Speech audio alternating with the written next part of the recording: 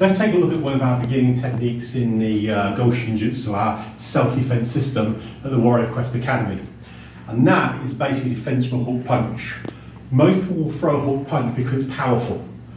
You know, you get a lot of power coming around here. Probably not going to throw a jab unless you've got some boxing skill. But this punch, a lot of people are going to throw. So it's a number one defense, a number one attack on the street, so it's our number one defense. I'm going to use Brian here now. So I'm going to be in this position here. We can call this Shoshin, beginning position. I'm just trying to talk him out of fighting. I want to fight this guy. I just want to try and talk him out of it. I want to be able to get away. Hey, I don't want any trouble. Just stay away from me. But this person is intent on hurting me. And I know which punch you're going to throw because, well, look at how their body's bladed. All right? They could throw a jab, yes, which means I'll move off here. That's what the backhand's for. As he comes in here, yeah, I can shift off here. But that's the danger. As that comes in, I'm going to shift inside it like this. I'm not going to block it. I'm not putting my hand up here because if I do that, it's going to come straight through and take my teeth out. What I'm going to do is I'm just going to go and point in a straight line across from this strike. It comes in here. From here, his hand's going to come up.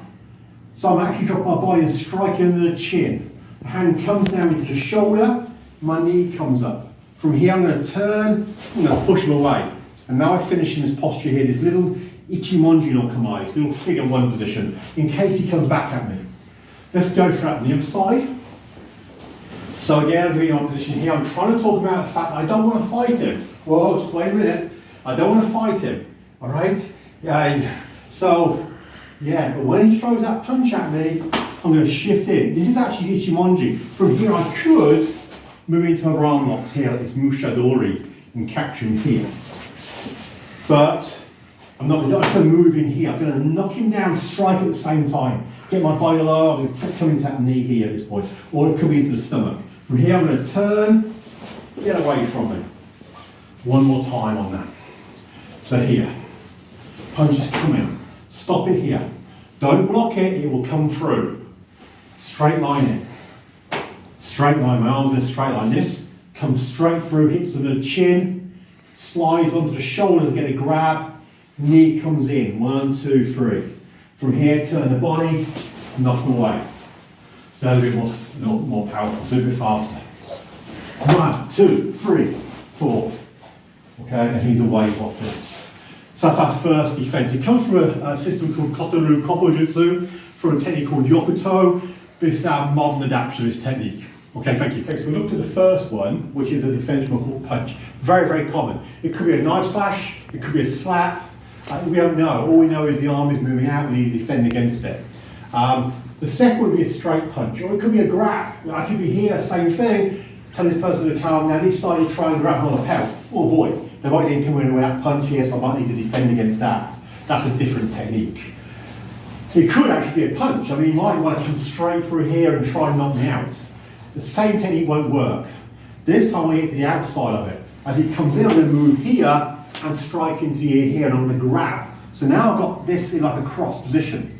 I'm going to pull this arm down like this, get his balance, and then use my knee again. So we're now going back to the technique we just did. Let it go from here, get him away. Get away from me. Okay? Could be a grab, as I say, comes in, whoa, stop. I could move in, an arm lock on here, take him to the ground this way. It's a bit more advanced technique when we're moving to arm locks. But for now, as he comes in, I just want to move here, strike, grab, knee strike, strike away this way. All right, so let's move to the other side, just show what I'm doing. So the hand is out, again, he's blading his body, I kind of know what he's going to do. He throws that jab, of course, I can move outside that. Yeah, if that jab comes in, I can move out of it. He then might throw a hook punch, that's all he can do. We're back to the technique we just did. But on this one, he's coming in straight. So I'm going to shift here, strike to the ear and grab. From here, pull the arm down. Strike him on my knee, turn, let go, and punch comes straight up again. I finish my posture. So that's the second technique in our system. So we've already got a defense from a hook and a defense from a straight punch. Okay, we're going to return back to the first technique we did, which was a defense from a hook punch. What's important here is not 1, 2, 3. That's okay for beginners, but actually in reality it's more 1, 2, 3.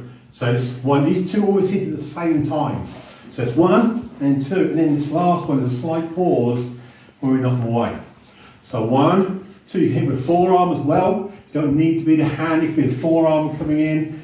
This is here and this is here. Now, there is a weakness here, because if Brian throws a hook punch at me and I'm moving here, well, what's happening with his other hand? What's happening with his hands? He can come underneath me, and he can go into my ribs. He can come over the top and try and take me this way. Actually, I can kind of make a defence with my forearm. If he comes high, I could move here. If he comes low, I can come down here. But what we're going to do here, because that's a danger, we're going to add another technique on. So, he comes in, and then he decides to come high. I'm not going to try and block it. What I allow it to do, as it comes into my head, I'm just going to skip inside it and catch it behind my neck, like this. So I'm actually moving closer. It's kind of, it goes against your nature to go in. Most people want to get away from, so it's kind of a little bit different. He's not expected to move forward. So as he comes in, I move forward. As he comes in again, I'm going to shift forward again, let this arm go around the back of my neck. From here, I can throw him away, or if he doesn't throw, I can take him down with an arm bar, lock him up here, nullify him, and bring him onto his front this way. Just pin him down this way. One more time. Let's go to the other side, so you can see us this in slow motion. So he comes with his hook, I'm going to shift in. This time I use my forearm. He decides to throw a punch. I see that coming. What I'm going to do is he comes in, is I'm going to shift here and lock it up here. I can use my little finger in his eye if I really wanted to. Alright, to keep his head back. And here I'm in this position to throw. This Ganseki Nage, I'll just throw him away from me, or take him down to the ground here, kick, and get away from him. Alright, so that's our third variation now of a defence from a straight or hook punch. Okay, so now we're going to try and put in a bit more real situation, because what's happening here is actually I can't move. So Brian's going to push me against the wall. It's a very common technique, okay? So he pushed me against the wall, punch comes in. I want to get him away from it. I want to create that space. What I don't want to do is be against the wall. I don't want to be here fighting him. I want to get him away from me if I can, like this.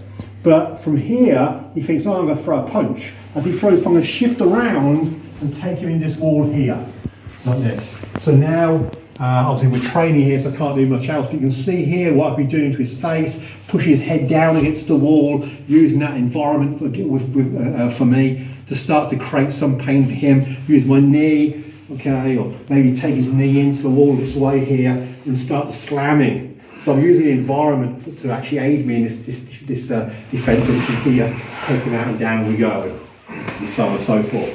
Let's look at it again. So I'm going to stay over here this time with the camera. You push me against the wall, okay?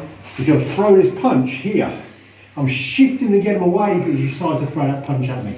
I'm going to shift around, take him into the wall here like this.